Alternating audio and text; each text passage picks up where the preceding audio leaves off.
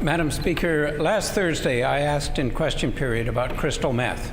The Premier did not take my question seriously and never even mentioned meth in his answer. 25-year-old Wesley Elwick died a year ago because the Main Street Project and the healthcare system in general are not provided with adequate resources to give the services that addicts most need when they need it. When the actions needed to help people with addictions are known, when the government has received millions of dollars for mental health from Ottawa, why has the Premier not addressed this in the year and a half he's been in office? The Honourable First Minister. Crystal meth's a problem, Madam Speaker. It's a tremendous problem. The opioid crisis is real. The Minister is addressing it and addressing it well. But again, the member should not confuse my disrespect for his lack of opposition to his federal colleagues cutting healthcare support in our province with my disdain for the issue he raises. Those are two different things. The member has said not a word in opposition to a $2.2 billion reduction in healthcare resources from Ottawa to our province. Not one word. Not a word. And then he stands in this House today and talks about resources being made available for a very real crisis that needs attention. There's a real contradiction in those points, Madam Speaker. The member needs to re-examine his lethargy, his disdain for the people of Manitoba in the face of his acquiescence, his bowing to the East, Madam Speaker. Here.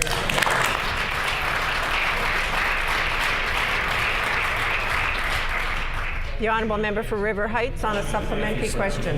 Order. Madam Speaker, the Premier might start by thanking the government of Ottawa for providing billions of dollars more in health care. Indeed, as Robert Lidstone observed recently, people who decide to stop using drugs like crystal meth and opioids in our province have to jump through a series of unnecessary hoops and wait far too long to access a safe, supportive environment. We need to look at creating stabilization programs that can bridge the gap between active substance abuse and rehab or treatment programs, which often have wait times of 1 or 2 months before a person can be admitted. What is the Health Minister doing to bridge this gap?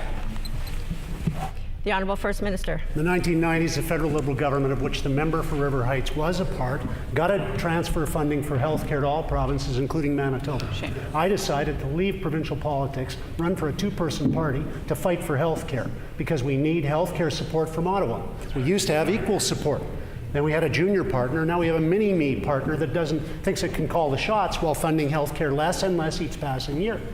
Half of the Liberal cabinet spoke against these measures, would see a reduction during the run-up to the last election. But now, suddenly, they've embraced a position where they are reducing transfers for healthcare support across the country of Canada, and the member sits on his hands and says that's fine with him. It's not fine with this government, and it never will be fine with this government, Madam Speaker.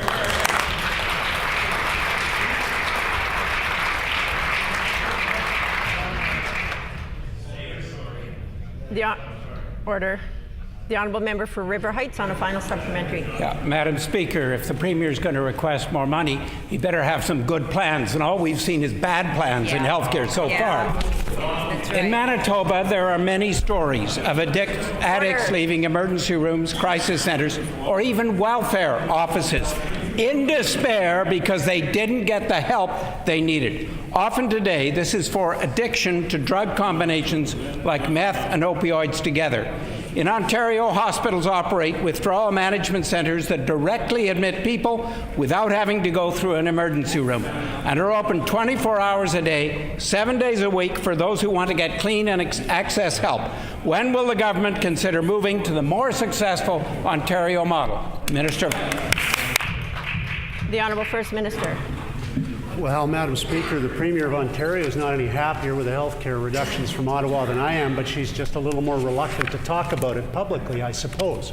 The member speaks about health care as if it's a priority. It is. It's a #1 priority for this government. It's a #1 priority for Manitobans. I believe it's the #1 priority for Canadians. The member from Minnow speaks up now, but says nothing when the federal government cuts health care to Manitoba. The NDP say nothing. The Liberals say nothing. One political party in this House is standing up for health care for Manitobans, and that's the Progressive Conservative Party.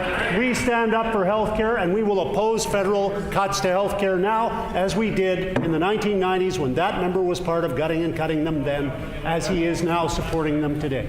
Here.